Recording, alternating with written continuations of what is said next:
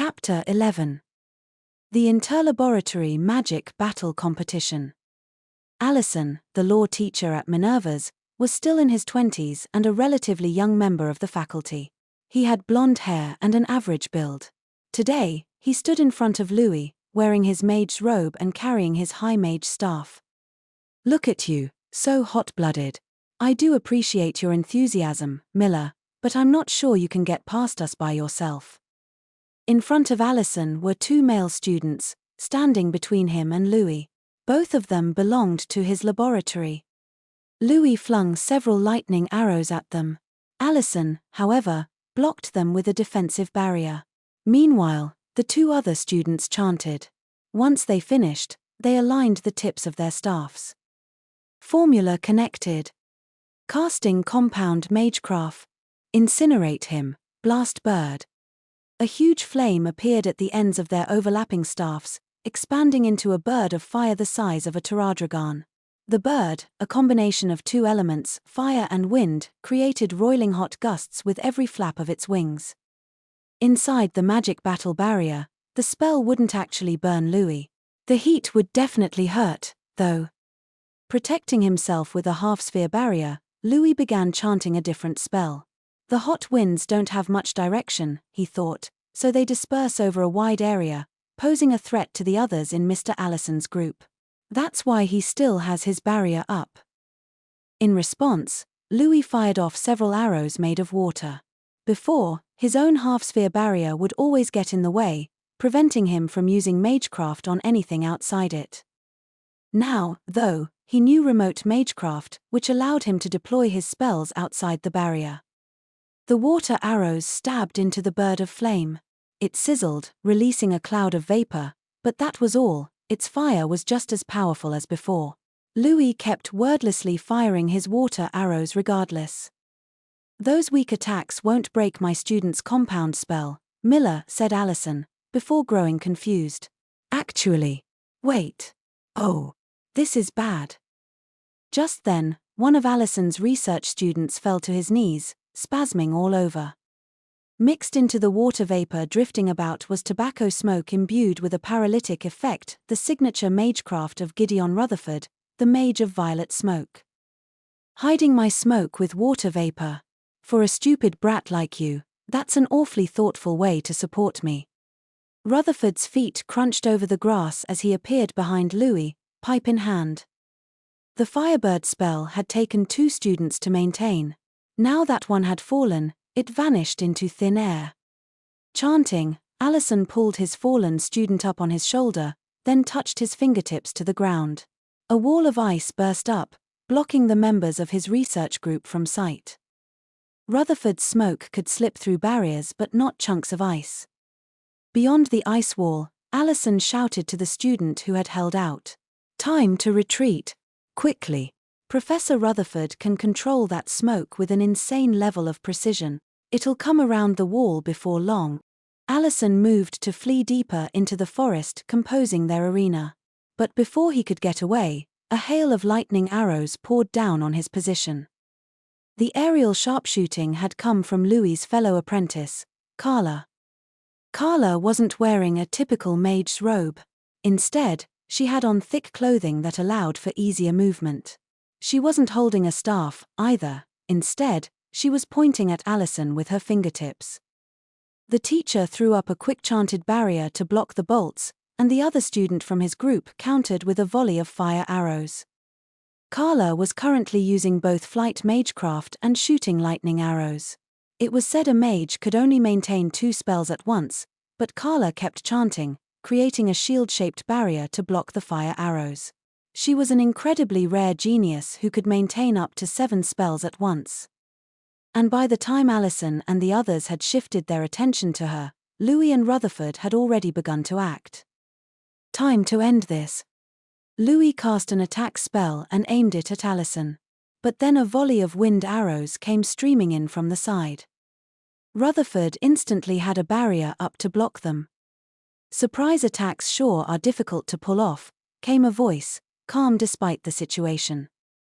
A red-haired man in his 30s appeared, Redmond, the magical creature studies teacher. He had a research student of his own to either side of him, 2 boys, just like Allison. He also wasn't carrying a staff or any weapons. Nor did he have on a mage's robe. Instead, he wore the white coat he used during classes. Team Redmond will be entering the fray now, he continued. Also, because I cannot use magecraft, and I have brought no magical items, please think of me as a simple inanimate object. Louis wasn't sure what to make of this, and his focus wavered. What are you even here for, then, Mr. Redmond? Why, to cheer on my students, of course, he replied as the 2 boys beside him began to chant. And so began a 3-way melee between Team Rutherford, Team Allison, and Team Redmond. Once every 3 years, at the dawn of the new year, Minerva's hosted a magic battle tournament that pitted the different research laboratories against one another. Teams were composed of the teacher plus 2 students, making a group of 3.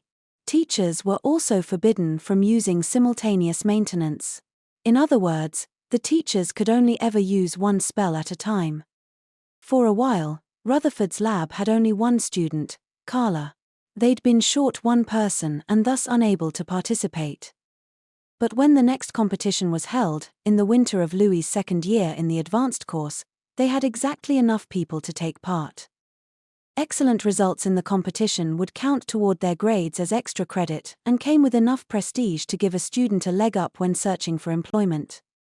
But even being chosen to participate at all meant you were one of the sharpest mags in a research lab, which was an honor in and of itself. Louis didn't have much use for such things, but he didn't know when else he'd get the chance to fight the other teachers in a magic battle, so he'd happily agreed to join. He'd expanded his repertoire lately, and his style of punching people with barriers was looking sharper than ever. Though the teachers had initially viewed Louis' barrier punching tactic as a problem, they'd stopped complaining as much lately. They seemed to have come to see it as similar to blade magic. Louis had been excited to put his fighting style to the test, but right before the match, Rutherford had told him something unexpected. This competition is being projected in the school's lecture hall. It's public for all students and teachers to watch. The man took a pull from his pipe, then sharply narrowed his eyes at Louis. Therefore, if you do anything like kicking sand in people's eyes, tying enemies up, or gagging them, you'll be immediately disqualified. And no secrets, either, they can see everything. Until now, Louis had always pushed the bounds of the rules, knowing that as long as he wasn't caught, everything would be fine. He frowned. Projecting an image of the battle to a distant location meant sharing a more objective view of it, an amazing innovation. But it was a huge bother for Louis. He'd groaned. What a pain. Who came up with that? Actually, said Carla in her relaxed tone, you might have contributed. She'd been listening nearby. Hey, how do you figure that? Well, remember the presentation you gave 2 years ago at the school festival? Your research involved incorporating additional formulae into the magic battle barrier, right? Well, someone from the Royal Magic Research Institute used your ideas to make this possible. Louis smacked his forehead and looked up at the ceiling. What have I done? If only I wasn't so talented. Why is this so hard for you? Just don't do anything underhanded. Fight like a normal person, Rutherford demanded, thrusting his pipe at Louis's nose. Carla can't use her star spear in this competition, either. It's too strong. Yeah, she agreed. It'd break the whole barrier. And I'm not allowed to have 2 spells going at once. We have a lot of restrictions. Plus, you seem to have earned the loathing of everyone at school. I expect we'll have them all after us. Even if Louis was disregarded, Carla's presence was sure to attract everyone's attention. They'd all come after them right away, hoping to crush them first. It'll be a tough battle. But I do have one last instruction for you. Rutherford twirled his pipe and put on a wicked smile. Do as you wish. That was Team Rutherford's motto. Team Rutherford managed to incapacitate 1 student in Team Allison and 1 in Team Redmond before the others fled. Their group had spent a good deal of mana, but all 3 of them were still active. Without planning it, they chased the fleeing teams deeper into the woods, keeping a steady distance between the 3 of them. When mags formed teams like this, their members tended to bunch up and act as a group, as Team Allison and Team Redmond were doing now. That made it easier to protect your teammates, give instructions, and communicate. The culture of Team Rutherford, however, was one of independence. This was mostly due to their personalities, but all three of them were highly mobile and knew flight magecraft to boot. Even now, Carla was pursuing their enemies from the sky, while Louis and Rutherford gave chase on foot, running through the woods. It would be risky to use flight magecraft with so many obstacles around, as you were liable to collide with something. Carla stopped in midair, then angled her staff toward Louis. A half-sphere barrier covered the area around him. Not a moment later, invisible wind blades whipped out from the trees, soaring at Louis. Carla's barrier had protected him. "We're under attack." Those were some sharp wind blades, too. Louis had an idea of who the caster was. He chanted a longish spell, then loosed a large fireball. The wind blades might have been invisible, but when the fireball made contact with them, he could tell where they were coming from based on how they sheared through it. And when he turned toward their origin, he spotted a figure in the distance. They were too far away to discern, but Louis recognized the magecraft. It belonged to Adolf Ferren. "I'll close the gap with flight magecraft and beat his face in." But just as Louis chanted another spell, Carla shouted from above, "Louis, behind you." That same moment, a flaming spear whizzed at him from behind. The high-powered attack was packed full of mana, and it pierced Carla's half-sphere barrier, then stabbed into Louis's right arm as he twisted away. Pain shot through him. It felt like his right arm was burning. His mana plummeted in accordance with the physical damage he would have taken. Who did that? Standing behind him, short staff at the ready, was a boy with blonde hair tinged with grey. "Sorry about this, Louis, but we want to win." It was his roommate, Owen Wright. And standing next to him was William Macregan, the practical magecraft teacher, holding a high mage staff as he strolled toward Louis. Macregan gave a raspy chuckle and stroked his long beard. "I'm not young like the rest of you are, you know. May I sit down on a chair?" Owen responded to the silly question with utmost earnestness. "Mr. Macregan, if you create a chair with water or earth, that will count as your spell. I think that would be a poor move, considering you can only use one spell at a time. You're not one for jokes, are you?" As the two conversed, Rutherford came up to Louis, pipe in his mouth. Rutherford preferred to let his apprentices handle most of the action in these competitions, but up against Macregan, he wouldn't have that luxury. Rutherford had told Louis before that in the right situation, Macregan could beat him. In his youth, Macregan had been the ace on any water dragon hunting expedition he joined. The master water mage had slain so many of the creatures that his record still hadn't been beaten. William Macregan, known as the Waterbite Mage, was accompanied by two of his students, Adolf Ferren, who loathed Louis, and Owen Wright, Louis's roommate. They were the second most favored team to win this competition, after Team Rutherford.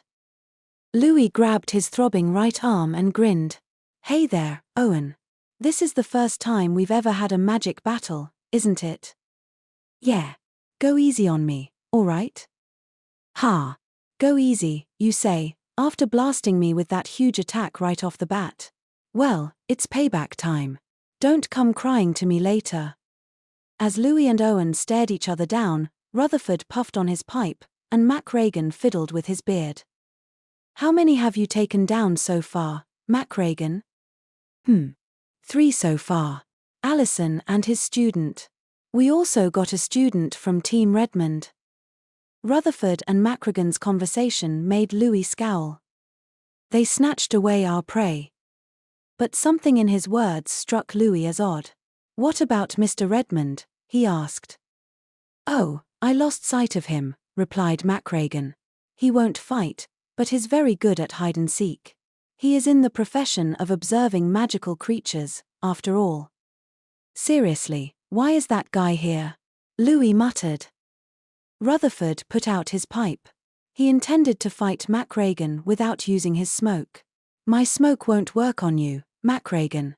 That means I can't hold back." I'd rather you did. I'm not as young as you are. You're only 3 years older, you sly old man. Rutherford and Macregan both brandished their long staffs. Louis and his teacher stood together, maintaining their distance from Owen and Macregan. Adolphe was hiding somewhere farther away, while Carla was still waiting in the sky. Taking in the situation, Louis thought, "The first one I need to deal with is..."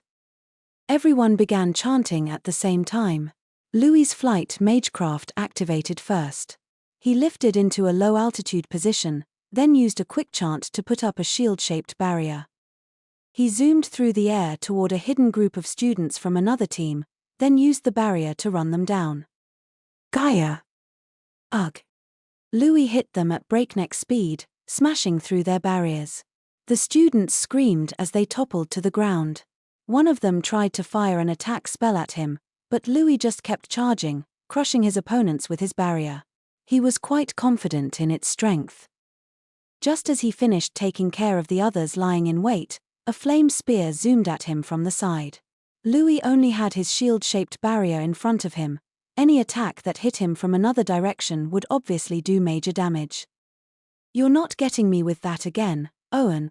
Louis adjusted his flight magecraft, ascending rapidly to avoid the spear. Owen's spell had both an explosion effect and a simple tracking effect built in. Without the mobility offered by Louis's flight magecraft, he might not have been able to dodge it. "Then how about this?" Owen, maintaining the flame spear, finished chanting his next spell. Long, thin flames spread out like a net, surrounding Louis. Owen meant to restrict his aerial maneuverability. But while I'm preoccupied with Owen... Through the holes in Owen's flame net came a wind arrow, headed right for him. It was Adolphe's specialty, though the other boy was nowhere in sight. Adolphe was very good at combining long-distance sniping with remote magecraft. His attacks had two strengths: the range they could fly and their precision when triggered at a distance. Adolphe was far better than anyone else in those two respects. His strategy was the polar opposite of Louis's close the distance and punch them style of fighting. His attacks are always so infuriating. Owen could dole out high-powered hits from mid-range while Adolphe delivered precision attacks from a distance. As teammates, they were a force to be reckoned with. But they weren't the only ones with teammates. Louis dispelled his flight magecraft and landed just as Carla touched down next to him. She threw up a half-sphere barrier against Adolphe's multidirectional wind attacks, then added a shield-shaped barrier to deal with Owen's higher-powered flame spears, deftly fending them off. Despite being forced to take a defensive position, Carla didn't seem very concerned. "I'm surprised you're letting your master take the better fight," she said, looking at Macregan. Louis shrugged. Mr. Macregan would never go all out against a student anyway. "Probably not." Carla cackled. "In the name of Gideon Rutherford, the Grotto Mage, I command this gate to open. In the name of William Macregan, the Waterbite Mage, I command this gate to open." Orange particles of light appeared before Rutherford, matched by blue particles on Macregan's side, each of them forming into a gate. Rutherford laughed, while Macregan showed no change in demeanor. "Come forth from the pit of severance, Arcrado, king of the earth spirits. Come forth with the voices of fleeting bubbles, Luluchera, king of the water spirits." The ground swelled, and pillars of earth imbued with a spirit king's mana attempted to lock Macregan inside. Macregan, meanwhile, produced a large amount of water imbued with his own spirit king's mana and used it to form a huge, watery serpent. The earth pillars were nothing before the serpent. It dispersed into water, poured through the gaps, then reformed. As the watery serpent rushed toward him, Rutherford constructed a wall of earth to block it. The two mags were evenly matched. As they began their fight, Rutherford used his free right hand to twirl his pipe around. "Time to go crazy, brat." When Rutherford summoned Arcrado and earthen pillars began to shoot out from the ground, everyone who had been hiding in the area leaped out from behind the trees in order to dodge them. What's more, as the ground continued to undulate, forming irregular swells and troughs, no one was able to stay standing on it. Thus, Flight Magecraft users now had an incredible advantage, and Louis wasn't about to let the opportunity escape. "You're not going anywhere," exclaimed Owen, firing a lightning spear. Louis had seen that coming, however. He grinned and held his right hand out in front of him, creating a shield-shaped barrier, and not just any barrier. The moment Owen's lightning spear touched it, the attack reversed course. At last, Owen's calm face twisted in surprise. "A reflective barrier?" "Yeah. I was hoping to use it on Mr. McRagan. I'd been saving it." Reflective barriers could bounce back an enemy's offensive magecraft, but they were brittle and tended to break easily, making them extremely difficult to use. Louis's barrier shattered as it reflected the strike, but he was unharmed. Owen caught the reflected lightning spear in the shoulder and fell to the ground. Accurately reflecting Adolf's long-distance attacks back to him would be difficult. The easiest prospects were close to mid-range strikes with a good bit of power behind them, and Owen's fit the bill perfectly. "I can't believe you can even use reflective barriers," said Owen, groaning and lying on the ground. Louis leaned back, smug. "Yeah. They're gonna call me the Barrier Mage one day." To accomplish that, he'd waded through every paper and essay of Mega's he could find after she retired. Louis glanced at the clash of earth and water and licked his lips. "Right. Next, I'd really like to see how much of McRagan's Spirit King summoning I can reflect, but first, they had to hunt down all the students Rutherford's earth pillars had smoked out. "Can you take over here, Carla?" he asked. "Sure thing. Get going." Carla used barriers to reflect every attack that came her way, all the while maintaining several attack spells and using them to fell one off-balance student after another. She didn't forget to protect Louis with a barrier as he chanted, either. Her ability to control 7 spells at once made her an extremely dependable ally when facing multiple enemies. "Thanks," Louis replied. "See you." Once he'd finished chanting, Louis launched upward, bobbing and weaving between the pillars of earth. As the other students scattered, he took them down one by one with wind spears, all the while searching for his real target. There he is. One of Adolf's strengths was his ability to attack from multiple directions at the same time using remote magecraft. But since the technique required a caster to activate their spell from a distance, it demanded an accurate grasp of the terrain, otherwise, they couldn't even activate their spells, much less hit their target. With Rutherford's earth pillars altering the landscape, Adolf's advantage had been completely nullified. Louis launched into a rapid descent, maintaining his top speed as he dove at Adolf, all while putting up a shield-shaped barrier in front of him, of course. Frantic, Adolf launched a wind blade straight at Louis. "Ah, idiot. Stay away. Your vocabulary always shrinks when you're panicked, huh?" It was no trouble at all for Louis to block a simple attack from the front. His barrier took care of it instantly. Then he made use of his astonishing sense of balance and well-developed athletic abilities to keep up his flight spell and close in on Adolf. Stab, stab, stab, stab, all while you stay far away.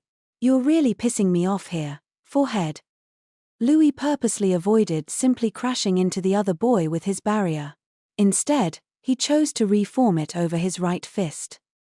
When faced with someone you didn't like, punching them was always the most satisfying option. "Ora!" With a bestial roar, Louis crushed Adolf Ferren with his barrier-cloaked fist utterly and completely. Excitement and cheering filled the lecture hall. A large white curtain had been hung above the stage, and the situation inside the magic battle barrier was being projected onto it.